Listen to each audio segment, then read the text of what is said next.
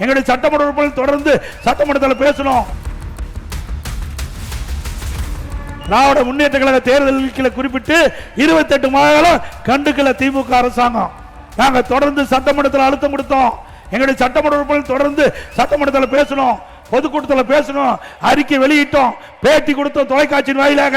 வேற வழி இல்லாம திராவிட முன்னேற்ற கழக தலைவர் இன்றைய முதலமைச்சர் ஸ்டாலின் அவர்கள் அந்த பெண்களுக்கு, நம்முடைய மகளிருக்கு, குடும்ப தலைவிக்கு 1000 ரூபாய் மாந்தோறு கொடுத்தாங்க. கொடுக்க வைத்தது அண்ணா திமுக கட்சி என்பதை நினைவு கொள்ள வேண்டும். இப்பொழுது 17 லட்சம் பேர் கொடுக்க அறிவிச்சிருக்கார். ஏன் முதல்ல கொடுக்கல? அப்ப நிபந்தனை வச்சாங்க. இப்ப நிபந்தனையை தளர்த்தி 17 லட்சம் பேருக்கு இன்றைக்கு அந்த உரிமை தொகை கொடுப்பதாக சொல்லி இருக்கிறாங்க. இதுல இருந்து என்ன தெரியுது? இன்னும் 5 மாசம் தான் கொடுக்க முடியும். திமுக ஆட்சியுடைய ஆயுள் காலம் 5 மாசம் தான். அதுக்கு பிறகு திமுக ஆட்சிக்கே வர முடியாது. அவ்வளவு ஊழல் செஞ்சிருக்கிறாங்க. ஆக 55 மாத காலம் அந்த மக்களுக்கு கிடைக்கல.